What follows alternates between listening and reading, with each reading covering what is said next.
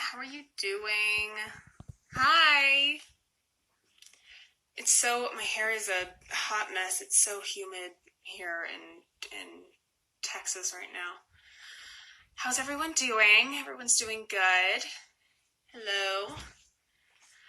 I hope everyone is at home and is safe and healthy. And all right, let's see if we can get Roxy on here. I haven't seen the page go live yet. I hope I'm not missing it. There she is. All right. Boop.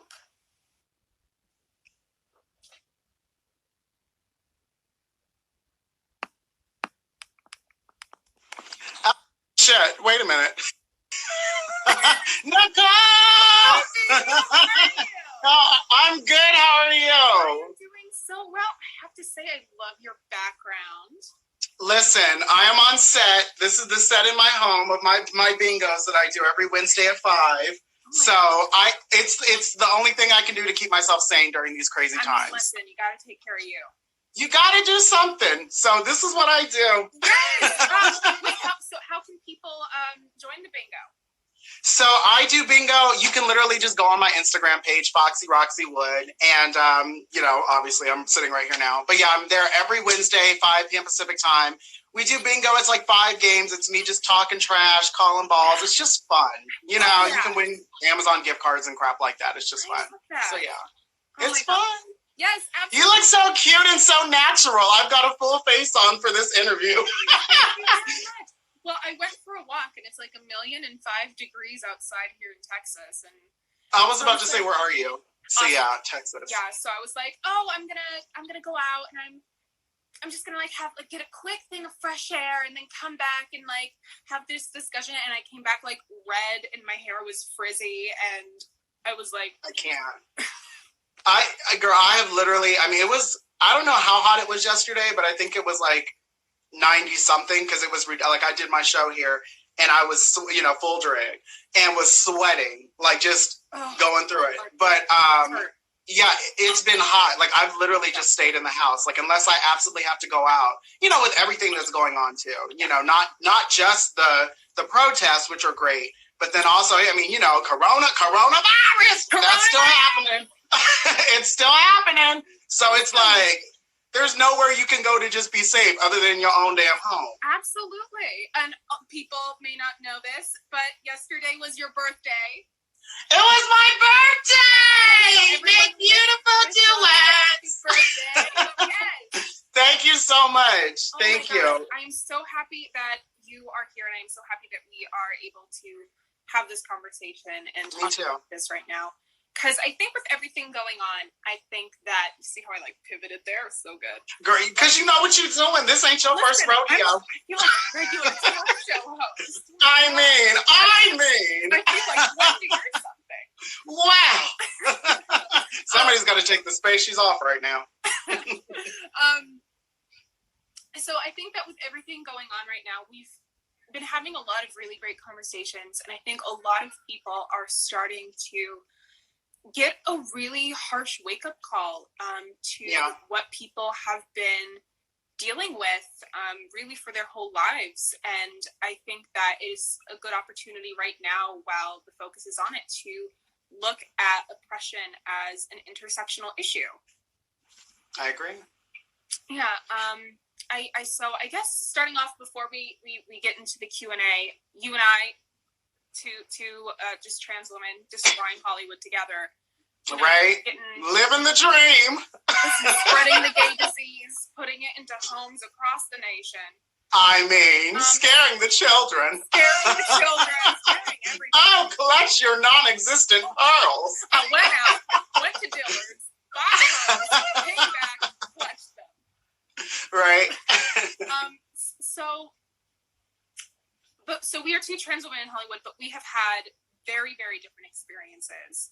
That is true. So I wanted to ask you, before we sort of dove into everything, how has your experience been as a Black trans woman, making it in this crazy business that we're both in? I mean, it's, I don't even know where to begin. And then like, and not in a bad way, like, oh my goodness, I've gone through it. You know what I mean? Because honestly, like, I don't know. I mean, it's been interesting in the sense of like, I mean, first of all, there's not a lot of opportunity, but you can say that for any, minority group. You know what I mean?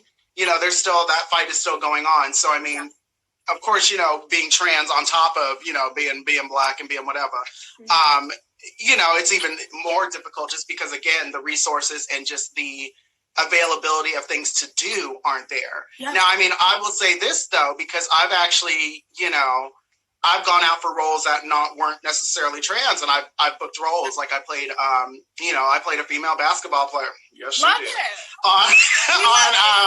Well, ex-female basketball. She doesn't have that weight anymore, but ex-female basketball player on the Rookie, which was a cute part. Where I'm robbing a store because I'm out of luck and I don't have any. I need the money.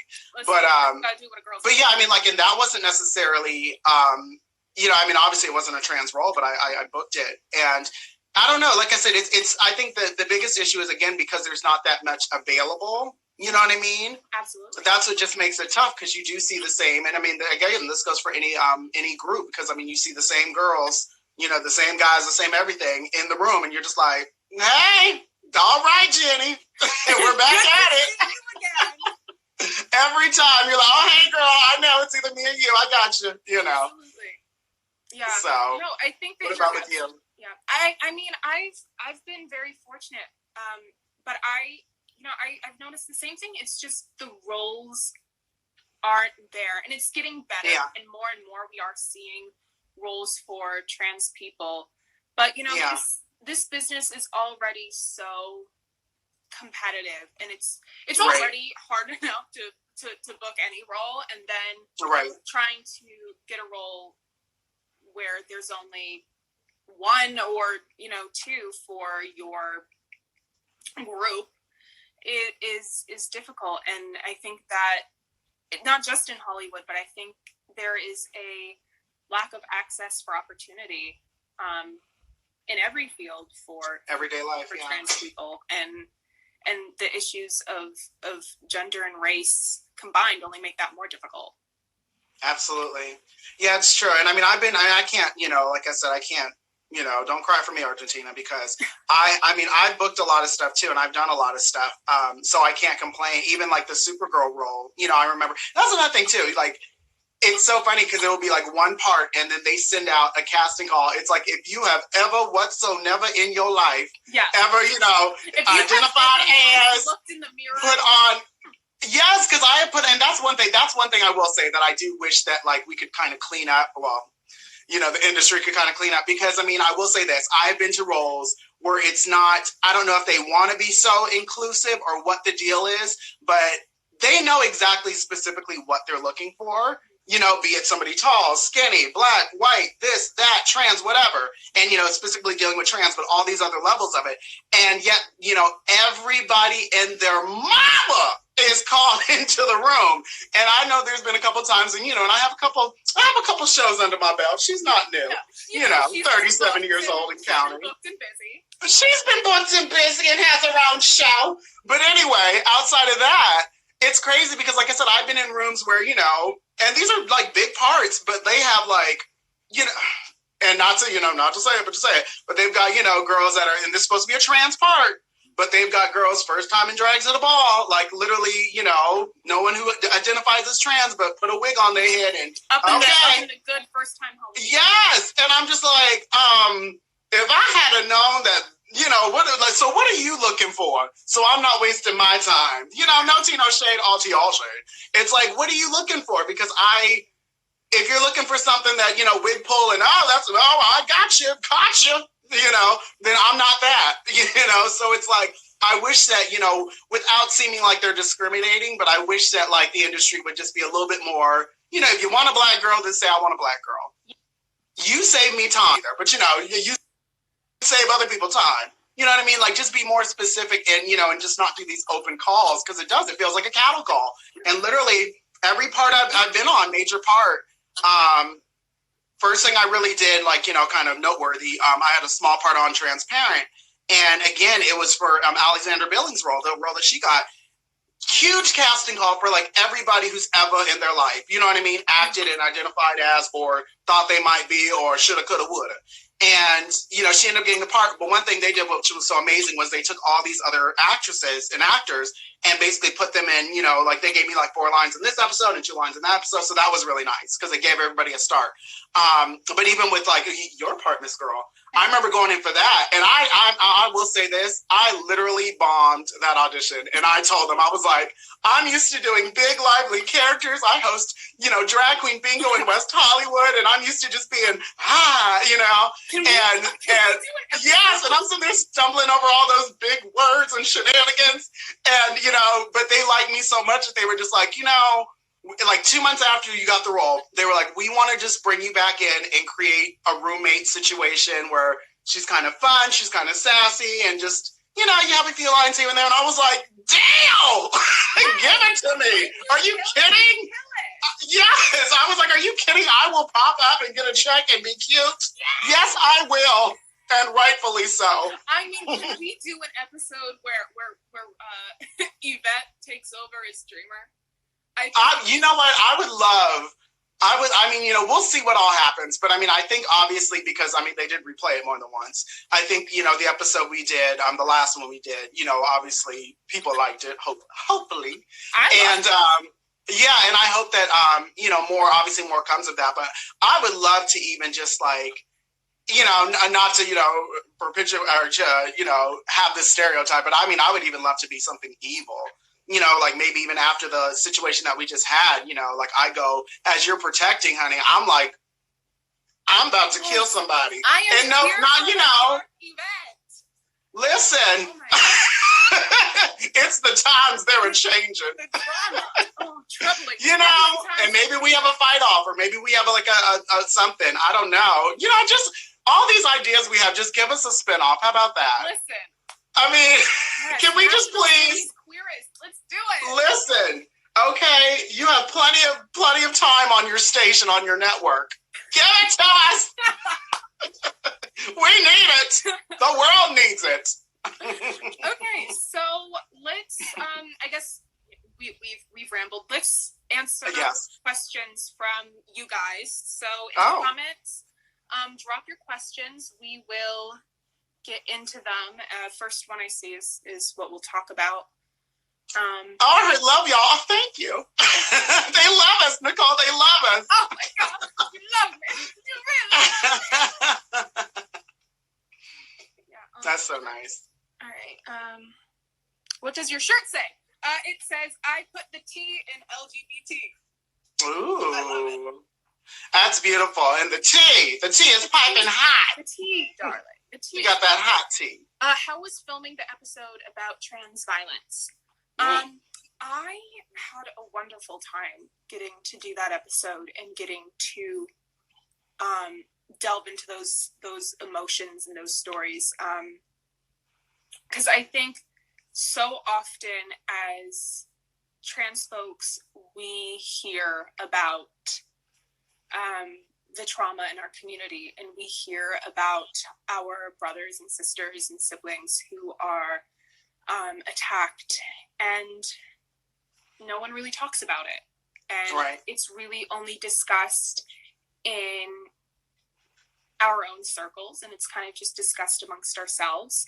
I mean, when Tony McDade was murdered and Yana Dior was attacked, I really only saw, and this was recently, by the way, for context, Tony McDade was shot by police a day after George Floyd, and just a couple days ago, Yana Dior was in Minnesota. In Minnesota. The same. That's what's so crazy. Yes. And no tea, no shade. I'm Black. By her own people. We have to talk about it. It's Black Lives Matter. Black Lives Matter, and that includes Black. All of us. We can't have this conversation about oppression. I was going to say depression. I mean depression too. That part too. Hashtag both.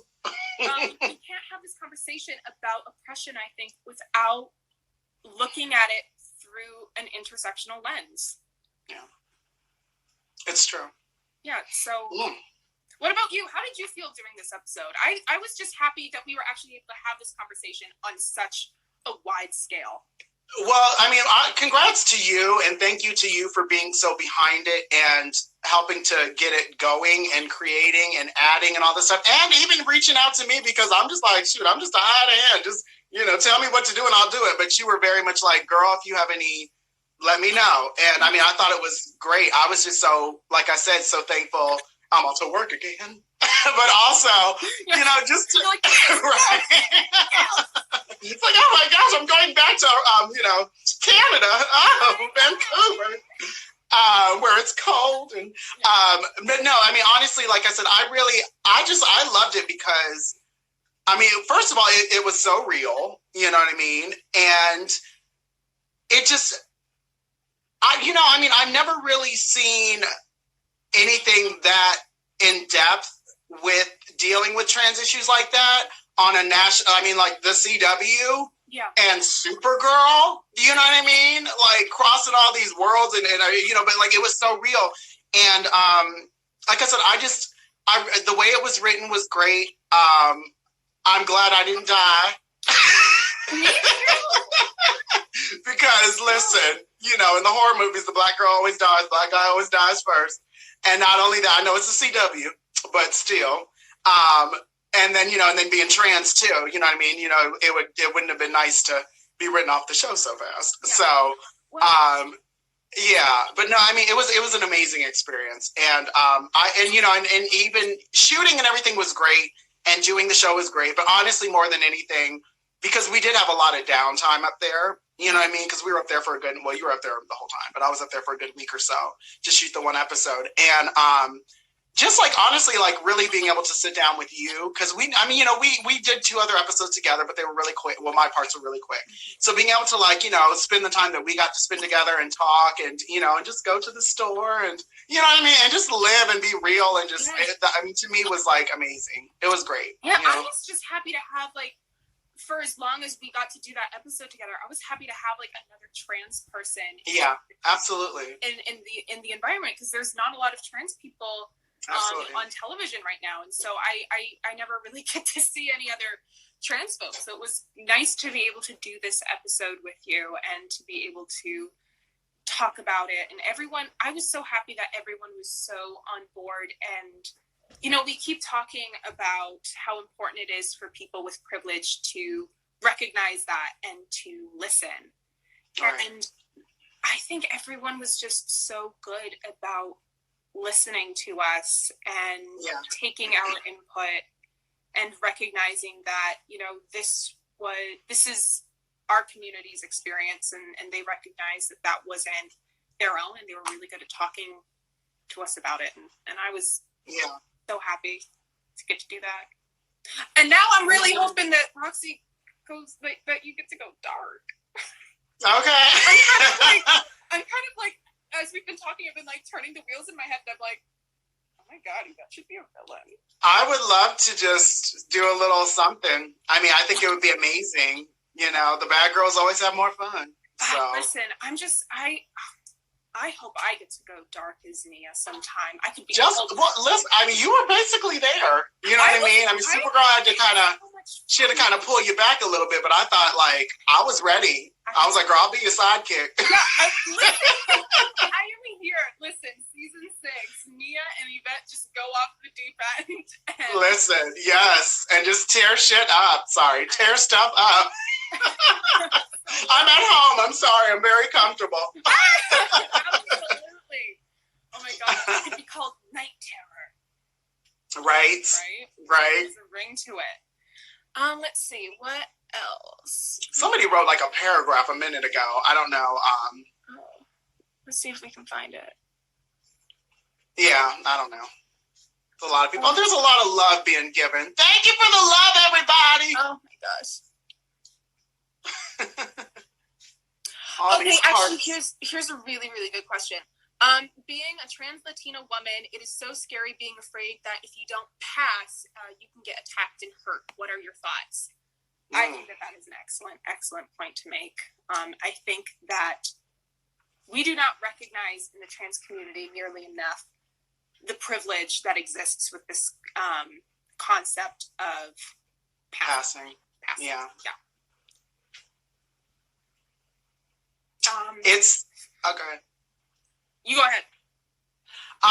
No, I mean, it's funny because everybody's story is different, and when I was younger, I went through a lot of bullying and stuff like that, and I was short and I was, chunky and very effeminate, I'm still pretty, but, because I grew up in Virginia, part of the time, and my dad was in the military, so we traveled a lot, but yeah, I went through a lot of stuff, and I feel like now it's made me much more sheltered. And it, like, in a sense of, I don't, which is, I mean, it's good and it's bad, but I don't like to go out and do a whole lot of stuff. Like, I'm very comfortable more so in my own home. Yeah. Basically I'll go out to work, and now I could do it at home, but I would go out to work, I would come home, but I'm very like, of my surroundings, you know what I mean? And you kind of have to be that way because it's scary. And that's the thing. And you can be the most, because I've seen, girls on, I don't want to say talk shows, but like stuff like that, where basically like you've seen girls and, them talking about being attacked and stuff like that. And I mean, I'm just looking at them like, girl, I would never, like, I thought, I wouldn't even give you a second glance. I would just think, girl, she's fish. I mean, that's a woman. That's a woman. But they get attacked and somebody calls them out. And that's the thing. You never know what people's intentions are, what they're, there's no real good answer for that. Like, you just have to really be aware of your surroundings and go with your gut feeling. Like my parents always taught me too. If something doesn't feel right, girl, get out of there. Like, absolutely. You have to, because you got to worry about you. You can't worry about nobody else, Absolutely. You really do. Yeah, no, you have to protect yourself. I think that is, I'm going to plug my phone in. I think that is. Yeah, I still got mine plugged in. It's been at 100 for like 20 minutes. And she's like, I don't trust it. I'll have none of this. I don't know what's going on with my phone, but she loves to run out of charge and not. It's all that good Texas heat drowning out that phone, girl. Oh jeez. Oh God. And come on, Texas heat. Everything's bigger. I let go of it and it turns. She's giving us a real show now. Come on, Nicole, with the show. That's not Nicole's show. I think that is a really good segue into something we talked about on our episode. Was this the reality for trans women in the dating world? Mm. And I know when I went on my first date with my ex-boyfriend, I had my two roommates follow us to the restaurant, to the movies, driving behind us the whole time. I did not feel comfortable being alone. I also had pepper spray and a knife in my pocket. Always. I've got mine on my key and it's got glitter on it just to make sure. Oh, she already done had hers. Where can I get mine? Listen, okay, come on, glitter pepper spray. Hashtag glitter pepper spray. Hashtag glitter pepper spray. Oh my God. Available on the Mia Yvette store. Listen, we're selling it. But never mind. PG, we're on the CW. This isn't my private feed. You want to see a real show? Come to my bingo. Absolutely. Oh my God. Listen, I'm not doing anything next Wednesday. I think I'm there every Wednesday. I'll be sitting here yelling. I think that there's this fear around dating as trans women. And, because you don't know what somebody's intentions are. You don't know what's going to happen. Do you tell them that you're trans before? Do you tell them that you're trans after, before you get back home? And, I mean, that's what we saw with Yvette and Gregory Bowers. It's someone who even is posing to like you and is targeting you, and right. And there's no way to weed that out, and there's no way to know what somebody's intentions are, and it's scary. It's true. I know for me, I have found, I'm all being an older gal, I have found that, like, I mean, most of the dating that I do now, which I actually enjoy, you know, because again, being so busy and just not like, you know, being out and about. And there's really no real place to go if you are trans specifically, other than like, oh, there's a, you know, just like they have like, you know, oh, the hip hop night or the Latin night, there's a trans night, you know, Thursday trans night, you know what I mean? Other than that, like at some club or some grimy bar, there's really no real like, you know, place to go where you can comfortably know that they know I'm trans, I know they're interested in trans, and we're good to go. Yeah. So a lot of, for me, it's really online dating. And but even still with that, you know, because like, you know, there's like, you know, the general apps that you can go on or whatever. You know, I ain't plugging nobody because she ain't getting paid. But there are the general apps that you can go on where, you know, people are more accepting or whatever. And then there's some that like are specifically for trans. But like, I'm very upfront about like, you know, literally just about everything in my situation. Like, I want to lay it out before we even, you know what I mean? Before we even exchange numbers, before you get on my Instagram and seeing that she's somebody, you know what I mean? Like, she already knows. Before you see any of that, like, I'm like, okay, by the way, you know, I am trans, I am this is, you know, blah, blah, blah, blah, blah, all the details, because I'm not playing with people. Like, I don't, you know, and not only that, but the older I've gotten to, the more selfish I've gotten. And I feel like that's part of the, not necessarily a problem, but like, you know, we need to figure out what we want and what we like and what we enjoy with a person, you know what I mean? And about a person and stick to that and not feel like we're like, you know, because being trans, I feel like is already put it to be like some fantasy when it comes to dating and all the other stuff. You know what I mean? And we just need to be more, you know, no, this is what I'm looking for. It's not about you. It's about me. And this is what I want. And can you fit into my box? I'm not putting on a red wig for you. You know what I mean? Like, what you think this is? Stop it. Someone said it one too many times. Listen, okay? And so, yeah, I feel like that's part of it, is just like, kind of owning who you are, knowing who you are, and being very like, this is who I am. So take it or leave it, because if it's not you, you know, I'm going to be hit up tomorrow or whatever. You know what I mean? You have to be strong like that because, you know, people are selfish. Yes. Especially God. Selfish! Oh, we said it! Get out! So. I think on the topic of, you know, of dating as trans people, I think we need to also discuss this issue, which we touched a little bit on in our episode, but what is popularly known as gay panic.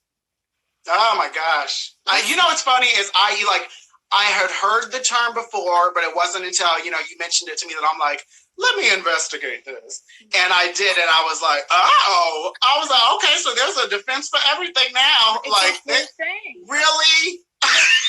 Really? So I can't. It hurts her. So for the people who don't know, and I know we're probably running over time, so after this we'll answer one more question. 20 minutes is not enough to talk about all we want. Right, it's a mouthful. I have my little notes here. I wanted to make sure I had everything right.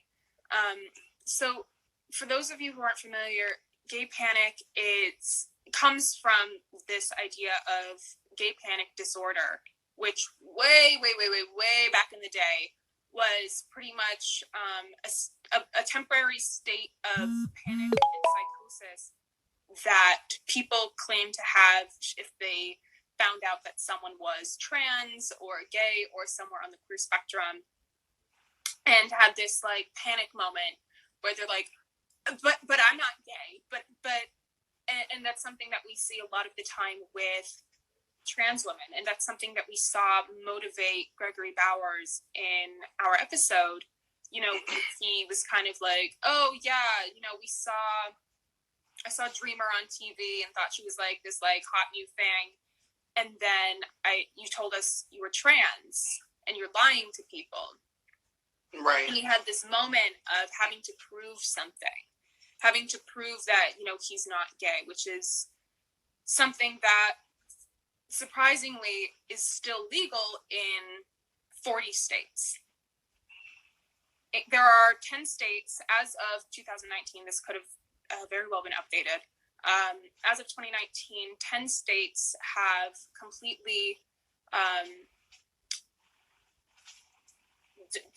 decriminalized or not allowed the use of the gay panic defense in court. They've deemed it inadmissible. And there are 10 more states right now that are pending. They've had bills introduced to make it not so you can do that anymore. But it still happens. But the fact that it's still, in one of the most popular cases was Matthew Shepard. And, his attackers claimed that, they found out he was gay, panicked, and brutally beat him and left him to die on a fence. Yeah. So it's crazy it's crazy. Yeah. So the fact that this stuff still happens, and to answer a lot of questions that I've been saying, what you can do about this is be aware of it and be talking about it. What we were talking about with Tony McDade and Yana Dior and Malaysia Booker, and our names circulate around our own community a lot, and we are talking about it a lot, but I haven't seen a lot of people outside of the community sharing these people's names, sharing their stories, and that's what needs to change.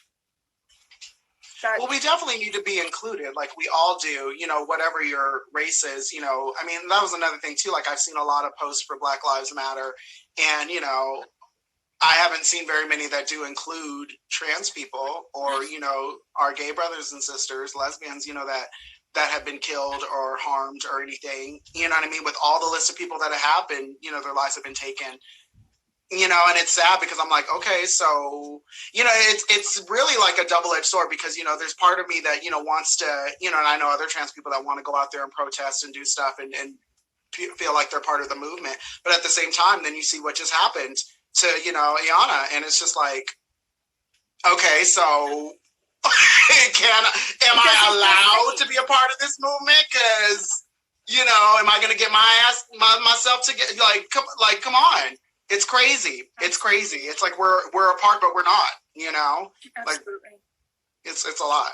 Yeah, we need to be committed to, if we are going to be expressing this outrage about the injustice that Black people face in our country, we need to, as people with privilege, we need to be committed to not putting our blinders up and not looking at this solely through the lens of Black people. We need to be conscious that, when the issues of race and gender intersect, there's a disproportionate amount of violence that trans women of color especially face in our country, and it is irresponsible and dangerous to pretend that doesn't happen. If it is, you do not lose anything by looking at oppression as an intersectional issue. It's not going to kill you to be like, all Black lives matter, trans Black lives matter as well. But if you don't do that, it very well may contribute to the death of a Black trans person. And that's the tea. That's the tea. That's what that shirt be saying. Listen. She put on that shirt. Mine just says beautiful. And it's true. Look at you. And I'm all covered up. Last night I was a mess. My boobs were out, but I'm all covered up today. She's being classy for the CW. But yes. Right, it's so hard to be so like, it was funny because like I was, earlier I was like thinking to myself too, and I was doing research and just like, because I wanted to make sure I was well informed. I didn't want to come up here and just be talking, which I do anyway. But yeah, it's hard because like such serious material, and and obviously like I crack jokes and I say things because it's my way of coping with a lot of this. Because I mean, just sitting here. It was funny because like I said, I turned 37 yesterday, and thank God. But like I think there was a statistic I read, I don't even know how long ago, where it was like most Black trans women don't make it past 36. So even like being in my home, doors locked, blinds shut, like just celebrating my birthday last night, and just being here, still it was like this uneasy feeling of like, You know what I mean? It's scary. How many people didn't get to do that? Exactly. And it's scary. And it's just like, all right. You know what I mean? I made it, but, you know, it's scary. It's scary. So Absolutely. We all go through things. All right, let's answer one more question. I'll go into the question More box. question. I totally forgot that there was a question box. Right. Let's see.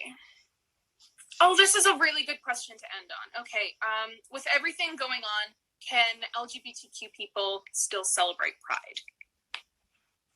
We got to do something. Absolutely. I mean, yeah.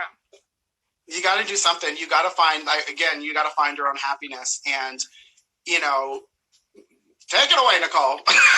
Because I'll ramble for another hour. Listen, you know what? You go ahead. We have a minute.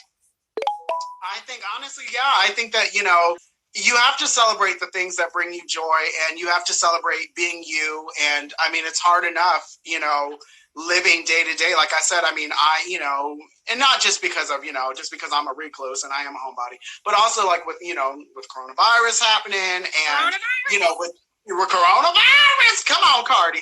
And just like, you know, just everything happening with the protests too, because again, you know, yes, I believe in, we all need to, I mean, of course, you know, I check so many minority boxes. So it's like, of course I believe in so many things, but it's like, again, I don't feel comfortable going out protesting, you know, and because, I mean, really, I don't, let's say I'm in that crowd by myself, or even if I have one or two friends with me, there's a lot more people in there that would be like, hey, you know what I mean? We might agree with this, but we don't agree with you. And what, you know, there's no, so yes, I think you should, you know, even if it's just at your home, you know what I mean? Even if it's just watching your favorite TV show, I think you need to celebrate, calling your friends, doing a live, doing a video chat, whatever. Just celebrate being you and celebrate the fact that, you know, you are able to some extent, you know, be yourself in this time, you know, and to live and maybe not do everything you want to do, but at least you're able to breathe and, you know, and live and, you know, and hope for better times. And, you know, I think it's important for your own sanity, if nothing else. You know what I mean? You got to keep yourself up and happy, even with everything going on, because, you know, you just, I mean, there's no telling, you just got to keep yourself happy. Yes.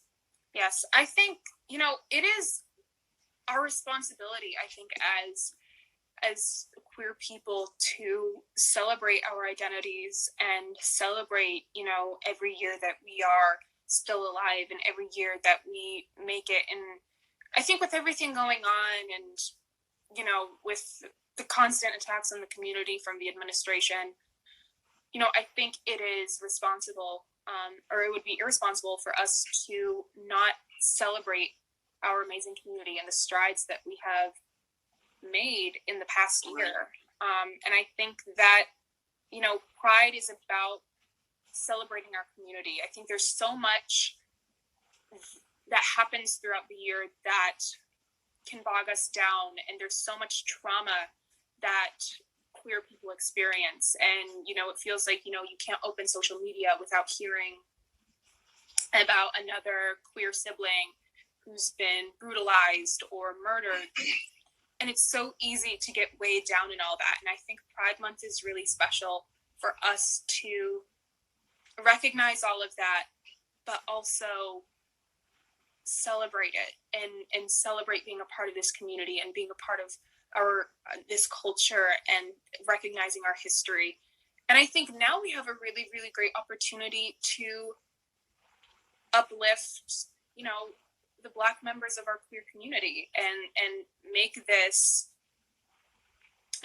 make Pride Month about talking about these issues intersectionally. And I think that we have a really great opportunity. And I think that not talking about it and not celebrating Black queer lives would do more harm than good.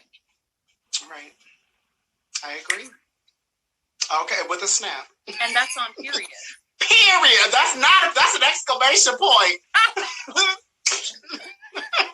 Roxy, thank you so much for joining us. Thank you, Nicole. I love you. I can't wait to see you soon. Such a blast. Fingers crossed. Is there anything that you want to say before we sign off? No, I'm just so thankful for this time with you. Always. I'm gonna burst into a song. I'm so thankful. And no, I'm just, I'm very happy that we were able to do this, especially at this time.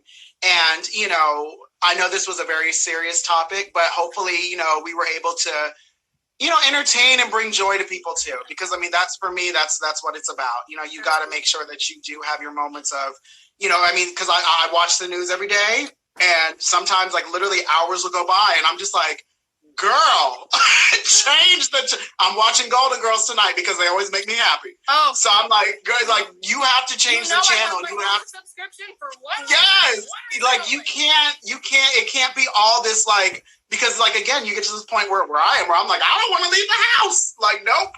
So yes, I hope that we were able to, answer a few questions.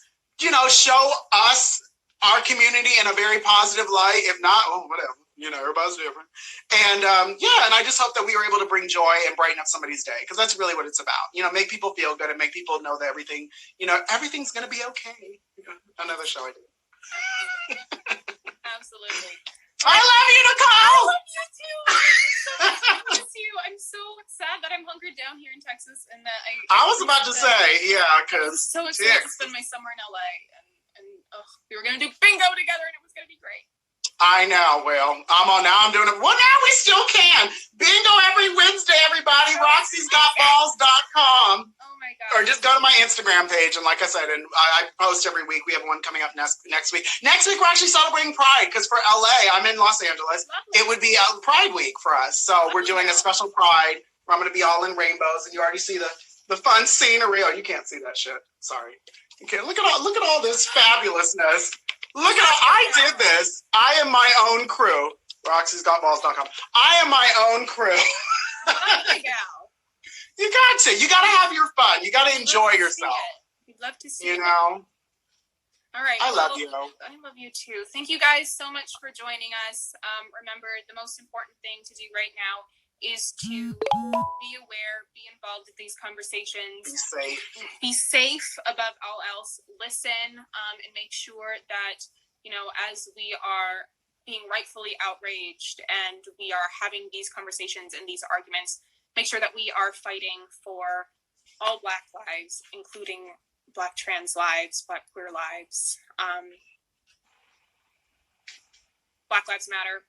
Black trans lives matter. Happy Pride. I have ordered a bunch of my Pride flags, a bunch of my, Roxy, I'll send you a picture. I've decorated the side of my house with Pride flags. I love it. Rainbow flamingos came yesterday. I need to get some rainbow flamingos. I don't know where I'm going to put them, but I need rainbow flamingos. That sounds like heaven. Just to be able to look. If nothing else is going right in the world, you've got your rainbow flamingos. I need some. It's amazing. So I'm waiting on a couple more flags, but I'm hoping to piss off a couple of my suburban Texas neighbors. Give them hell! Get them, Nicole! All right. So thank you guys for watching. Thank you, Roxy, again for joining me and having this conversation with me. And this was a lot of fun. We should do this again. I'm game. I have nothing else going on with my life. Truth. Aren't we all just sitting inside? Listen. All right. So thank you guys so much. I hope you're doing well. I hope you're safe. Happy Pride. Keep up the good work. Our voices are the most powerful tools that we have, so it is important that we continue to use them. Absolutely. Thanks, guys.